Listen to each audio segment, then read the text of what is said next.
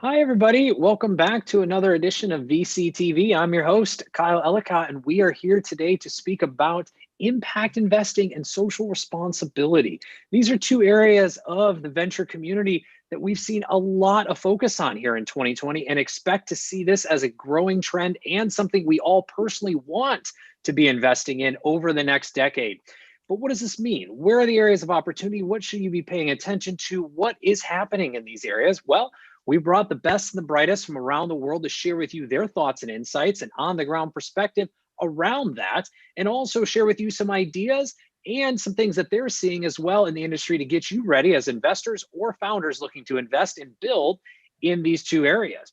But first, before we begin, a big thank you to you, our audience, for tuning in. If you're liking what you hear today, make sure you click subscribe and do tune in all day, every day to all episodes of VCTV as we again bring the best and the brightest to share with you their thoughts and insights around technologies, industries, and regions around the world to keep you up to date, and also to make sure that you get the chance to meet these great individuals that are doing such wonderful things around the world. And entrepreneurs, there's also a chance for you to join us on the virtual stage we have here at VCTV to pitch each and every one of us live here on VCTV, get real-time feedback on your product, service, or company, along with building relationships with each of us and exposure to the entire VCTV community worldwide. Reach out to the team and or myself, and we'd love to find the right spot for you. Speaking of that team, a big thank you to the LATOKEN team and to Maria for making VCTV possible every single day. With that, I'm your host, Kyle Ellicott. Let's go in and introduce each and every one of our investors today. First and foremost, happy holidays, Keith. You're dressed to the occasion. Welcome back to the show. A little intro and a little background. Hey, thanks, Kyle. Happy holidays, everybody. Maybe my last chance to wear my Santa sweater for 2020. Good thing too. Yeah, it's great to be here. Maybe my last appearance for the year was great. I've been a VC in clean tech and impact in general for 20 years.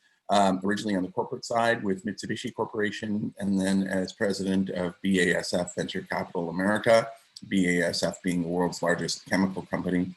Then a decade as general partner of Pangea Ventures that took us into this year. But this year I saw another opportunity to make an impact on what's called the lower middle market, some of the playbook from venture capital, applying it into hands-on management and pivoting these companies in the sort of $5 to $25 million in revenue and taking them out to their appropriate international markets. And that's called Upper Stage Ventures.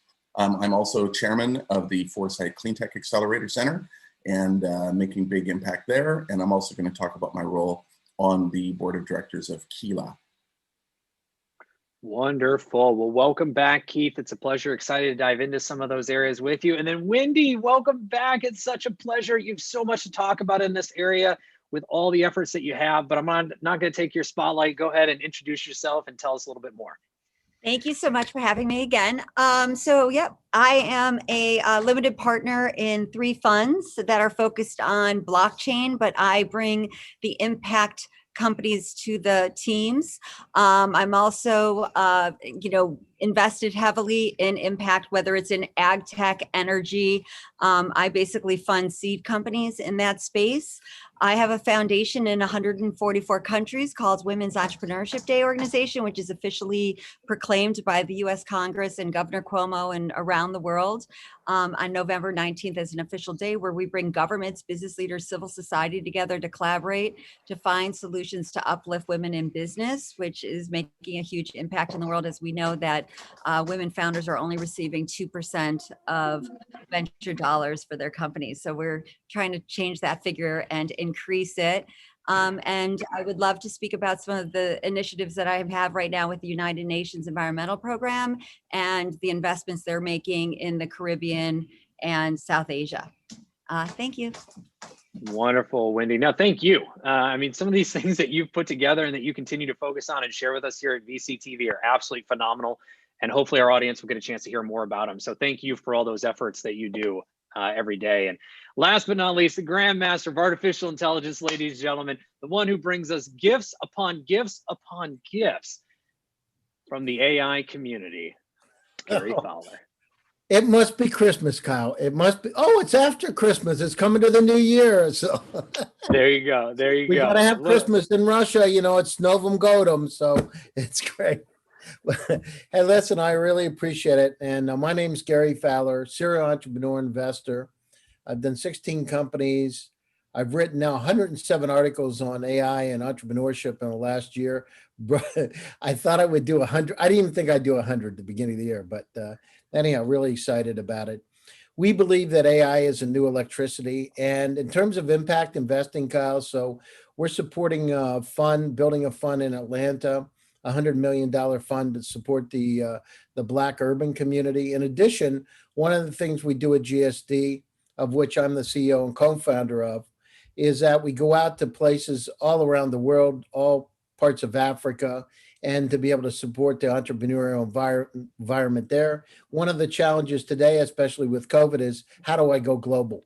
So if I'm in Cape Town or I'm in anywhere, right? I'm in Jakarta, how can I actually go global? And we're really focused on those kind of environments. I've been doing that. I started the first accelerator in Russia, I guess about 10 years ago, something like that. So we're trying to bring some, peace and prosperity around the world by connecting the dots, and GSD's at the forefront of doing that, focused on artificial intelligence. Wonderful. Well, welcome, Gary, Keith, Wendy. It's a pleasure to have each of you. And I know you have all a lot to talk about. And so before we get into those individual projects, I just kind of want to open the stage and hear from each of you what your current view of impact and social investing is right now. Today, I just got an email from PitchBook calling 2020 now a banner year for venture capital. And we've all had conversations about this. We started off the year strong, had a very weak and kind of shaky middle ground to the year of Q2, Q3. Coming into Q4, it's been an explosion in terms of venture capital, and it looks like that's going to be a continuing trend into 2021. But with that being said, to each of you, we'd love to hear your thoughts around impact investing as it stands today, and then I want to dive into each of these projects. So Keith, let's kick it off with you. Well, I think 2020 is the year where impact investing really went mainstream investing. Where we are seeing more and more interest from people, and not just from a philanthropic perspective, but they're seeing that this can be a lens through which they can identify really good financial opportunities. If you are tapping into the meta trends, which support making life better for people and for our environment, there is an opportunity to make money from that and not just get the warm fuzzies. As that information has sort of made it out into the LP base, and we're seeing more money come into this space, more managers are being attracted to it as well. I think 2020 has been an inflection point for impact investing. Couldn't agree more. And Wendy, to you, same point, and anything to add on? 100%. I think Bitcoin and the crypto market is finally here. I think it's going to be it's the greatest financial instrument ever created to bring economic empowerment to everyone in this world. I feel that this is a big, year for this, where you have some of the biggest players in the world that have come in, everyone from the 160-year-old Mass Mutual investing in it, creating this as an asset class, securing that. So enabling countries like Zimbabwe, Venezuela, and Botswana, as well as Nigeria, to have this as an asset to use as a currency. And, taking the government and bank control of money and empowering the people to have peer-to-peer transactions. And I think that what we're going to see, whether it's in finance, whether that's in health, whether that's in, energy, ag tech, especially supply chain, which I'm very heavily invested in, I think this is going to be the biggest impact. And you see it now. And I see 2021 as the greatest year ever. And as you see an impact, especially with the millennials, 90% of them are saying, they believe in a cause. So I feel like, we've got a really better future ahead of us for impact investing. Absolutely. Thank you, Wendy. Gary, to you, same question. Anything else to add? Well, I mean, it's just, so we started out the beginning of this year, I almost said last year, Kyle. Can you believe that? It's crazy. And we talk about, it's unbelievable how fast it's going by. But we started at the beginning of this year, and as we came into the pandemic, we understood that we will reach people all over the world. And so having the technologies now, I'm not saying we're all there yet, but having the Zoom, having Bitcoin, having the capability to be able to reach people and let them participate is an incredible thing that's happened and transpired. So that digital transformation that McKinsey talked about taking 5 to 10 years really happened in a matter of months. Does it take care of everything? No. Does it level the playing field and democratize opportunities a bit? A lot more than it did before. So, I'm excited about it. What we have to do is we look for, a few years ago, I guess 8 years ago, half the students in my startup academy were female. We purposely would give them scholarships, et cetera. And quite frankly, they were some of the best students that's created companies. So, it's about getting in there. What we talk about is not about entitlement, but how to give opportunities, how to be able to, basically nurture opportunities. And that's really where we are with GSD and using AI. So imagine being able to create a company and putting it in a place like Atlanta or Chicago, and then bringing some resources in and in a fellowship program to help them understand how to be able to grow a company and planting those seeds. And when I started in Russia doing that, there really was an accelerator, and it really and one person can make a difference. So my partner and I jumped into this. The two of us actually jumped into this, and we made a dent in the universe. I think we can do the same thing on a global basis now. We're doing it, right? I see it. Here we are in VCTV. I mean, you're living proof that it works. You got what, up to 15,000 people now watching every show? That's getting the message out. I see the responses. You're getting the message. You're teaching people. You're letting them understand there's hope and an opportunity, and they can do the same thing.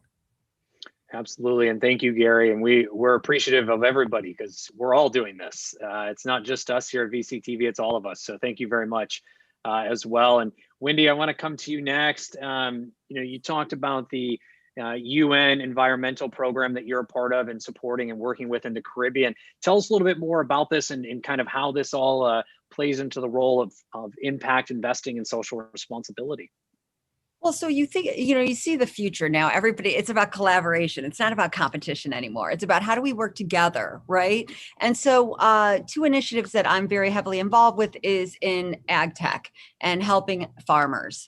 And so what we are doing is bringing traceability, transparency, as well as storytelling, because as we've seen the figures about millennials, they want to know when they go to a store, they want to know where did that come from? Like, where can I track this? Or who is the farmer that that created this mango for me?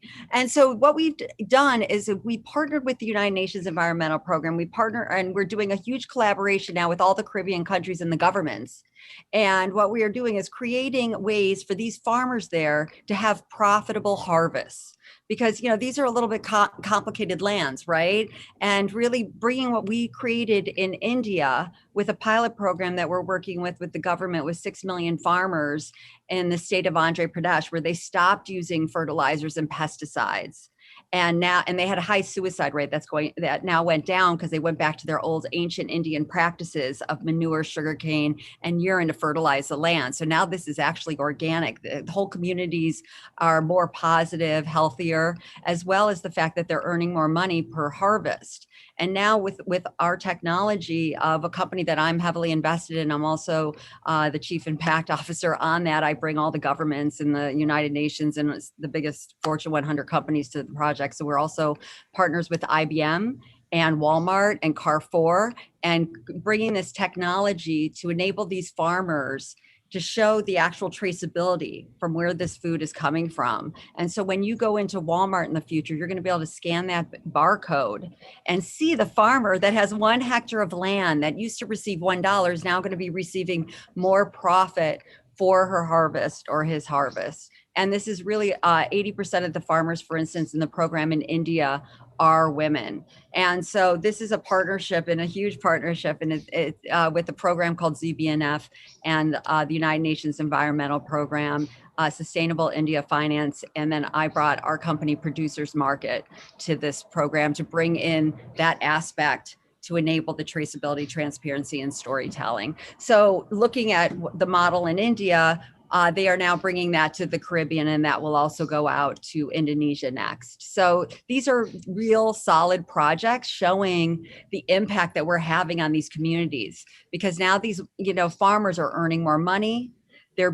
People are now going to be able to, scan the barcode and follow them on Instagram and be able to help, support if they want to give them $1 just for doing it or whatever they want to do. They're going to be able to do this through this technology. So I think, how can I not get excited, and how can I not be more, bringing more people to this initiative, and to, invest in companies like this with true, integrity to support farmers. And also 20% of Producers Market's company is dedicated to the farmers. So they are going to be giving equity to those actual farmers. So, I think that when investing, especially with my family, office, I really look at the founders, and I really look at the impact, and why did they create that company, right? What is their background? What is their history? Right? Because I think, when looking at investments, especially if I do seed investments, I think, when I look at things, I really am looking at the founders, and I'm really looking at what is their background, what were they doing prior to creating this company? So I can really see the fact that there is a real, integrity behind what they're doing. So, my whole, philosophy on the world today is people are truly profiting from impact investing, right? You see it in all the figures. And that if we can really focus on impact investing truly, right? I think this world is certainly, a little like Gary was saying, it's going to be exponentially a greater place to be.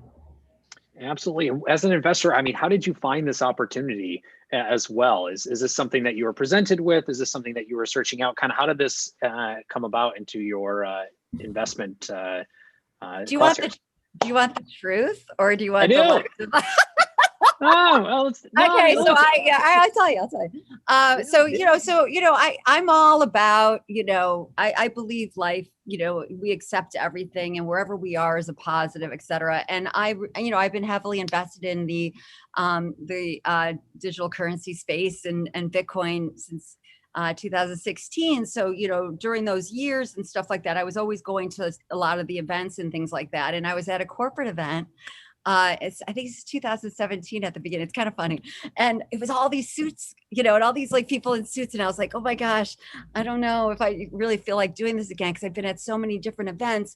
And it was, during one of those like weeks of stuff. And I saw these two like kind of straggly looking guys at the food table. And they were not in suits, and they had these beards and all this kind of stuff. And we were at the food table 3 hours later. We were going, one of the people was the CTO of Burt's Bees. And so it was just, and the other person created the first agro farm at the University of Minnesota. And I was so into the whole thing, because I'm, a vegetarian my whole life. And just the chemistry and just of what they were doing and what they were creating, I just really fell for what they were building. And that is how I decided to invest in that company and really get involved.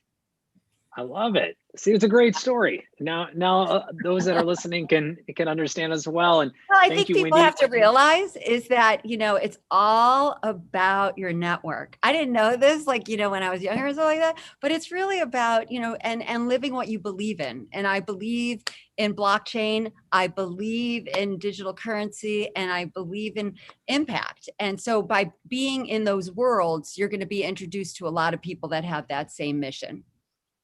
Absolutely. And thank you, Wendy. Keith, to you, anything to add on to Wendy's story as well, but also for you? You have a few companies you wanted to talk about. You've been in this space in many different forms, from the corporate side all the way through to you now in the new project that you have.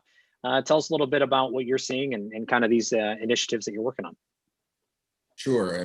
But first, Wendy, what a great year you've had. So many great things going on there. Fantastic. And you know, a lot of those things resonate with me, right? Food supply chain, Upper Stage Ventures, we are focused on supply chain.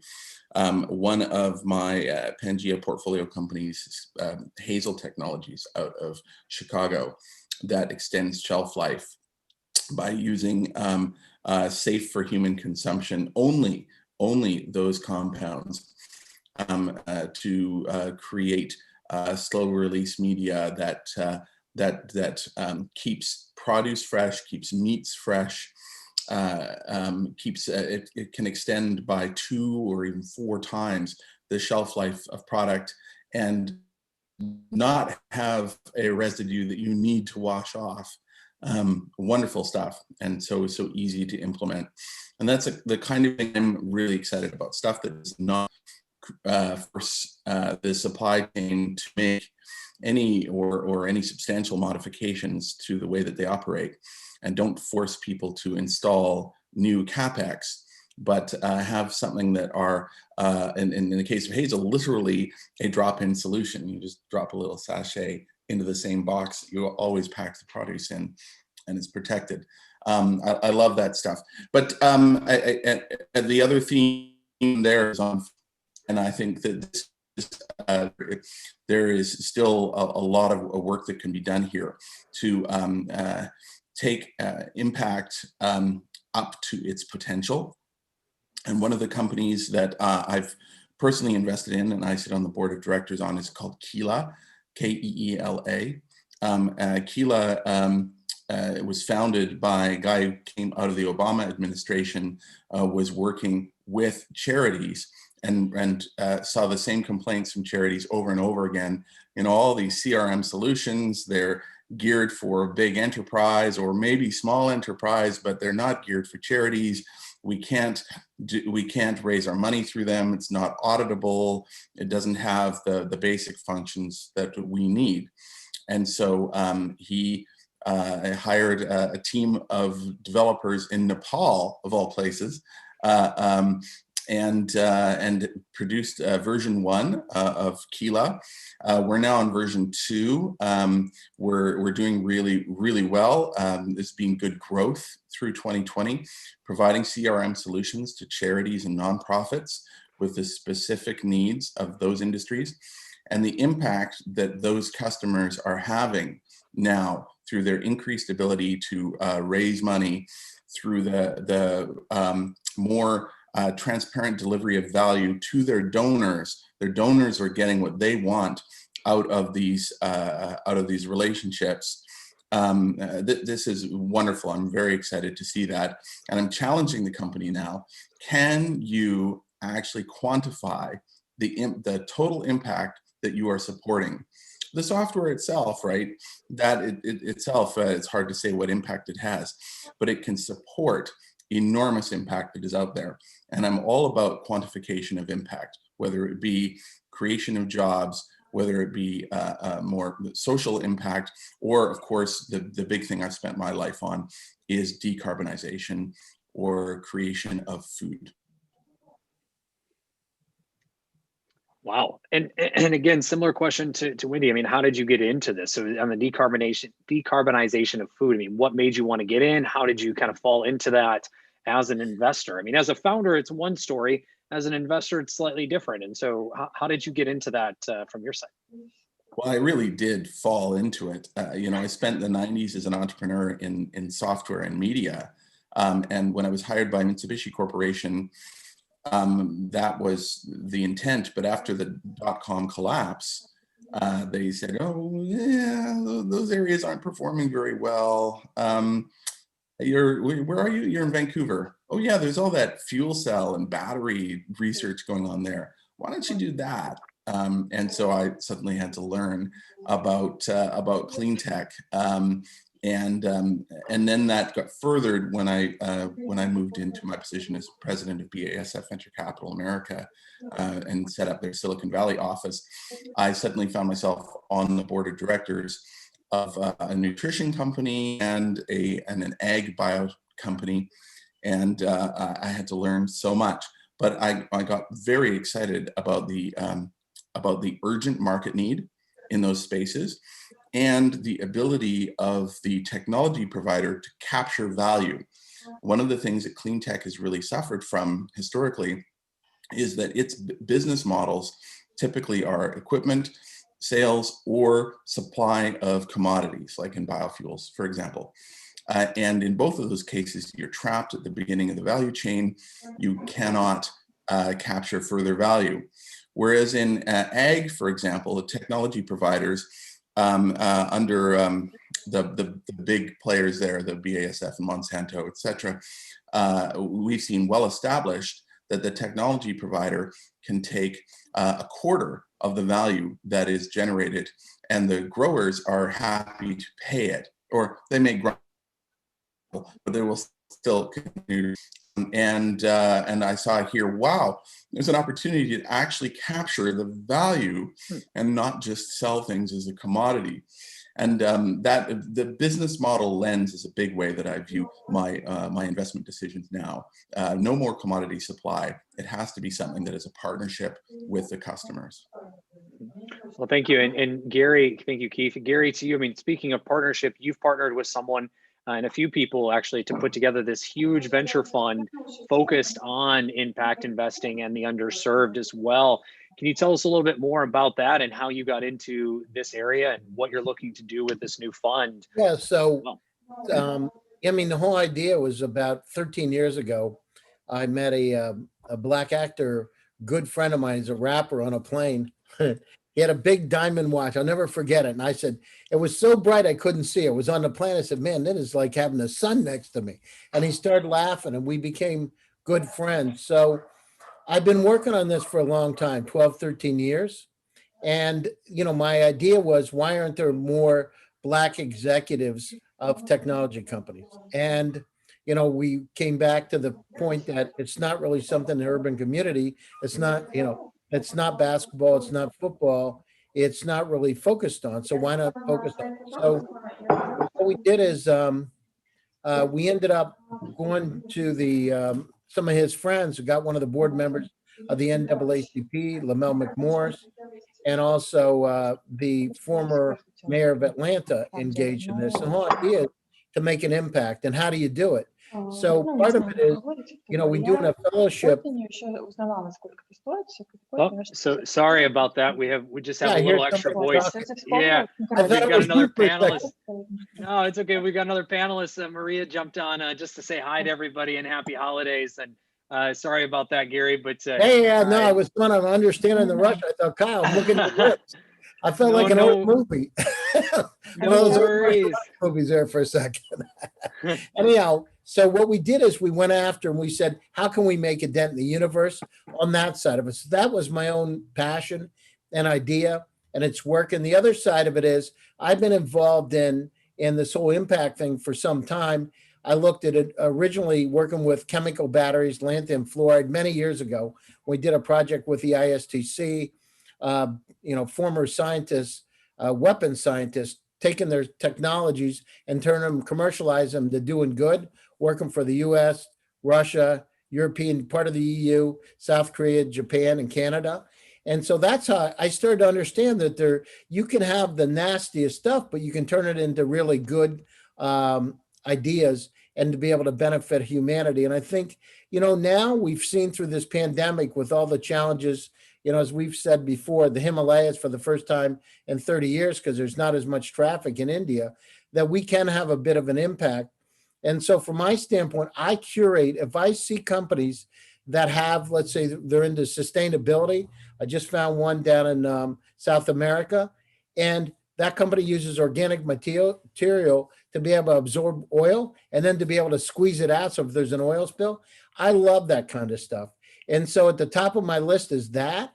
And what we want to do is we want to bring those technologies to points where they can become a unicorn, that they can get the kind of funding, because it's hard for them, because from our standpoint, many times they're in places, you know, like in Nepal, like a Jakarta, where they don't have access to the capital and they don't have access to the network. So what we want to do is speed that up and use, you know, our network to be able to help them. So I'm looking at it, the impact side, as I said, in the Black community. I did it with female entrepreneurs in Russia. they were underserved. It's just to make an dent in the universe. And the one thing you have to do is you have to, from my perspective, to make sure it's not only an investment on impact, but it's also, it affects the bottom line. Somebody, investors will invest if they can see, one, is it's an impact, but two, can they make money? Is it an interesting investment opportunity, right? Not just philanthropic. Absolutely. Well, and one of the things that's common amongst all three of you is that impact, and I think we've covered this many times here on VCTV, impact and social responsibility and those types of investments are very personalized, right? In most cases, there's something you see a value or opportunity or means something to you. But for each of you, we'd love to look at the areas of opportunity. If someone's looking to build, someone's looking to invest, not sure where or what's missing and what's needed when it comes to impact investing or impact driven companies as well, as we look towards the next year here coming up in just a few days. So Keith, let's start with you. What are the areas of opportunity? What's missing around impact investing and needed that people can start investing or building in for the coming years? Sure. Well, I mentioned there that lens of business model is a big way that I am looking at opportunities right now. And I think it's something that has been ignored, or let's say that less optimal business models have been tolerated by investors for a long time because they just, in some cases, didn't see a better way to do it. In the case of software, of course, we have SaaS companies are well established. That business model is mainstream. But outside of that, it's been difficult. And in some cases, this has resulted in not so great performance.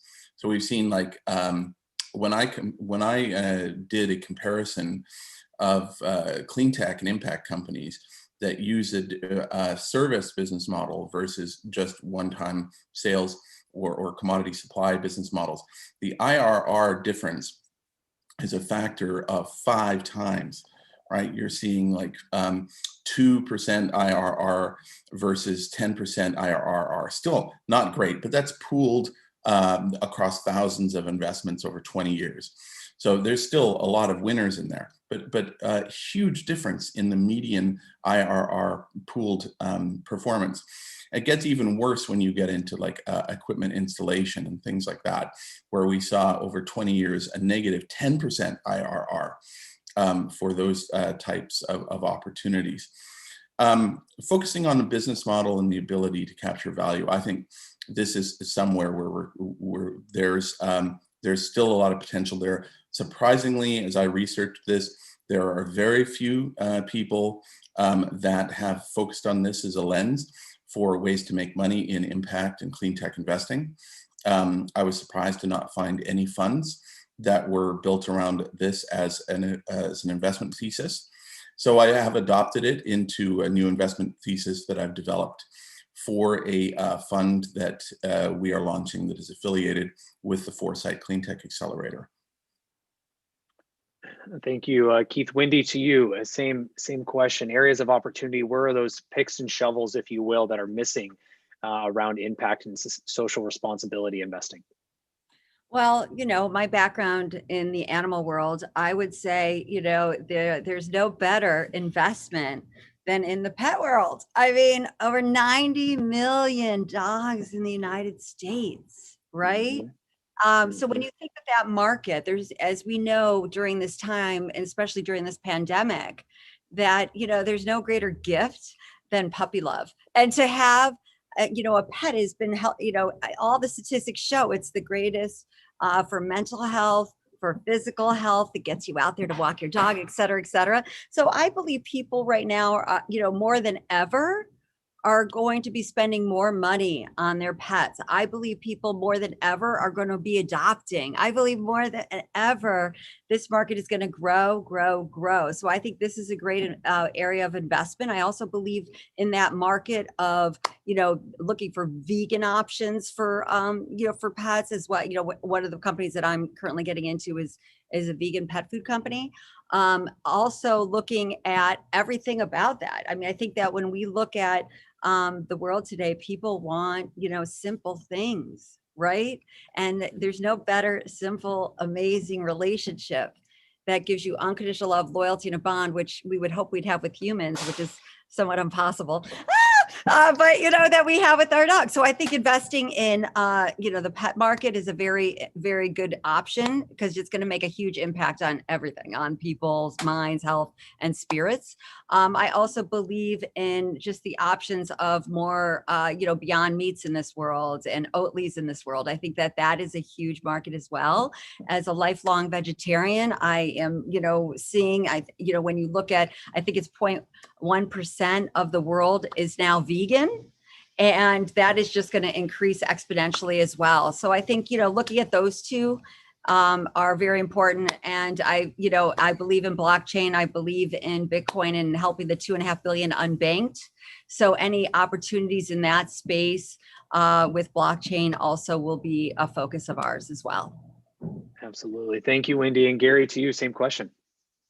Yeah, I mean, from my standpoint, what we're doing is we're looking for the underserved to be able to make a little dent in the universe. So we're looking at throughout Africa at this point, all different locations in Africa, and we're really curating. I'm surprised, Kyle. I got to tell you that I've seen some of the best AI companies that I've ever seen. They just don't have a chance to get the market. So I'm really encouraged about that. I mean, what we want to do is help the underserved, help them create jobs and bring their communities up.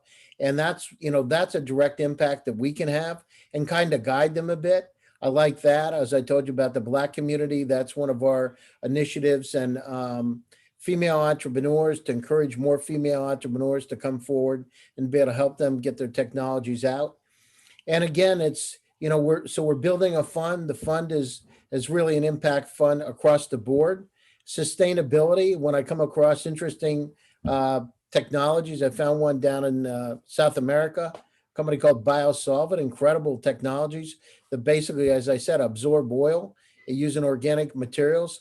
So, and they're looking to be able to get their products out to the market. The key is finding them, and it's not easy because it's a needle in the haystack, because it's hard for them to find you and hard for you to find them. So again, that's one of the things with VCTV I really like, because we're reaching out to so many people that are actually getting the message and they're taking it to heart, and it's bringing them out of the woodwork. It's bringing them into the mainstream. So this is that article I wrote in the democratization of opportunity, Nikola Tesla's dream comes true. That's basically where we are today. And we want to be part of that initiative, put our own, as Jobs said, a little dent in the universe.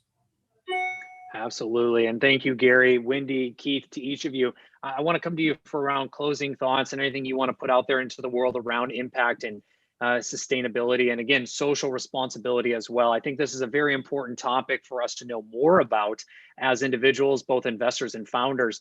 So any closing thoughts that each of you have, and then of course, where you can be found online for everyone to continue the conversations. This is very important to continue. Wendy, let's start with you. Closing thoughts that you may have, and then of course, where can everyone find you online?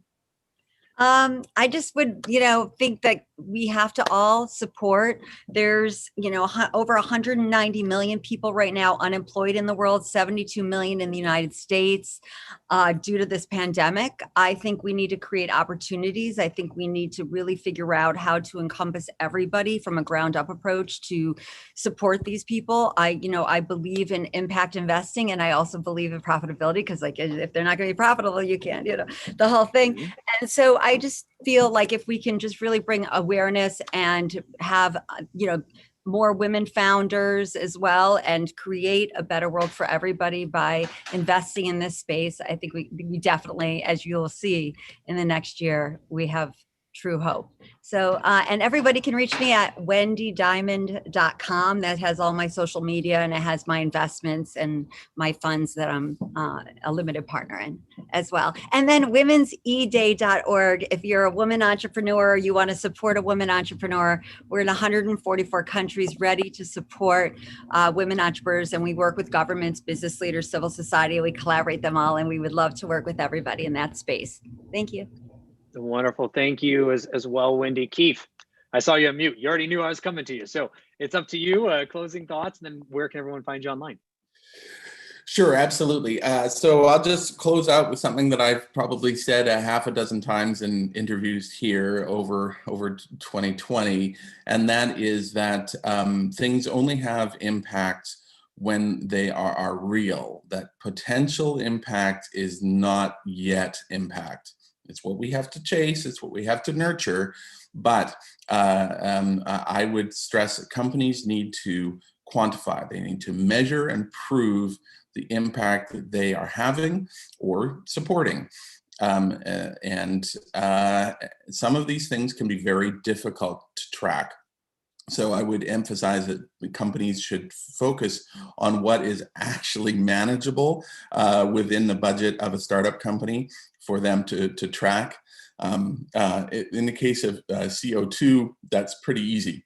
In the case of watts of energy that are generated, in the case of food that is grown or water that is saved, these things are pretty easy to measure, as well as gender impact, the stuff that Wendy was talking about. This is easy stuff, and this is the low-hanging fruit. It's not onerous on companies for them to generate, and then they can use this data to promote what they're doing and attract more investor interest, more acquirer interest, can lead them to better exits. So quantify your data. Don't just put out anecdotal pie in the sky targets, but actually measure it. You can make a real impact to this world. As for finding me, you can find me on LinkedIn. You can follow me on Twitter at Keith A. Gillard, or my new company. It's a stealth website, but you can go and look if you want. It's upperstage.ventures. It's a beautiful website with a beautiful logo. Everyone should check it out. But realistically, just reach out to Keith, as he mentioned as well. And definitely check out Wendy and her organization if you would like to connect with her as well. I recommend it highly. And last but not least, Gary Fowler. Closing thoughts, and where can everyone find you? Yeah, no, it's great, Kyle. And over the last year, humanity's been humbled. We understand our vulnerabilities, and we need to seek kindness and compassion and to do the right thing. And impact investing is one way that we can do that. Wendy's right in terms of if you make it profitable and make it interesting for the investors, at the same time have an impact, it's critically important. And Keith is also right in terms of making it measurable, because you don't want to just have this pie in the sky and maybe this will make an impact, but show what the results are. But then again, that's all about business, right? So let's try to bring some kindness and compassion back to the world of investing. Let's look at how we can make a difference and help each other. You can reach me, Gary Fowler, Gary at gsdvs.com. You can get me on LinkedIn, Gary Fowler, or Twitter. Love to hear from you, and let's go out and do the right thing and make this world in 2021 a little bit kinder place. Absolutely. Wendy, Keith, Gary, thank you all so much for your thoughts and insights. And to the audience, definitely reach out to all three of them to continue the conversation around their activities in the impact space, but in general, to connect with them and have conversations that may be within their realm and areas of expertise, as they each spoke about as well. And again, thank you all. Keith, love the outfit today. Hope to see it again one more time this year, if I'm lucky. If not, surprise us in January, just to give us a nice throwback as well. And to your audience, thank you so much for tuning in. If you like what you heard, click subscribe, give us a thumbs up. Do reach out as well if you're interested in being on the show, like Keith, Gary, and Wendy. Also, be sure to check out us online and all of the archived episodes that we have, including those that the three speakers today have spoken on, and many others from the VCTV community. As Gary mentioned, it's a great place to learn, a great place to get insights, and also get that on-the-ground perspective of technologies, industries, and regions around the world and what's happening in this wild, crazy 2020 as we get ready to prepare for a very exciting 2021 and a decade ahead in front of us as well. And a big thank you to the LATOKEN team and to Maria for making VCTV possible every single day. I'm your host, Kyle Ellicott. You can find me online at Kyle Ellicott as well on all social media, just like Keith, Wendy, and Gary, respectfully, as well. With that, we'll be back here a little bit more VCTV in just a little bit. Take care, everybody. Bye. Bye-bye. Bye.